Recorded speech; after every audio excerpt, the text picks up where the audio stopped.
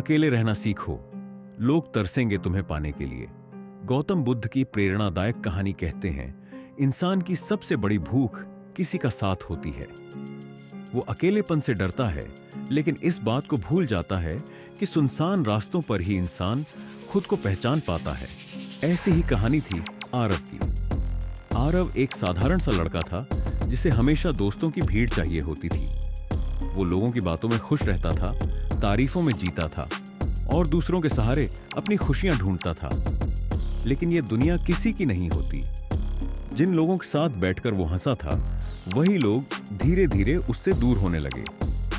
आरव ने बहुत कोशिश की कि लोग फिर से उसके पास लौट आएं, पर यह दुनिया जब तक तुमसे काम है तब तक ही तुम्हारे साथ है। अब आरव अकेला रह गया था। वो इस तन्हाई को अपनी सबसे बड़ी सजा मान बैठा था। एक दिन उसकी मुलाकात एक बौद्ध भिक्षु से हुई। आरव ने भिक्षु से पूछा, महाराज, लोग मुझसे दूर क्यों चले गए? मैंने तो कभी किसी का बुरा नहीं चाहा।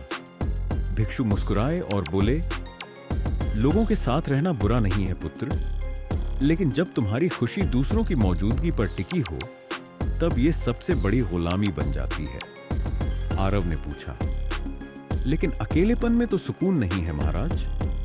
भिक्षु ने गहरे शब्दों में कहा, अकेलापन सुकून छीनता नहीं, बल्कि वो तुम्हें सिखाता है कि सुकून किसी दूसरे इंसान में नहीं, तुम्हारे खुद के मन में छुपा होता है। जो इंसान अकेले चलना सीख लेता है, एक दिन पूरी दुनिया उसी के साथ चलना चाहती है। उस दिन के बाद आरव ने खुद को खोने के बजाय खुद को पाना शुरू कर दिया। वो अकेले रहने लगा, किताबों से दोस्ती कर ली, ध्यान लगाया और अपने अंदर की ताकत को महसूस किया। धीरे धीरे वही लोग जो कभी उसे छोड़कर चले गए थे वापस लौटने लगे। लेकिन इस बार आरव को उनकी जरूरत नहीं थी, क्योंकि अब उसे दूसरों का साथ नहीं, खुद की मौजूदगी में सुकून मिलने लगा था।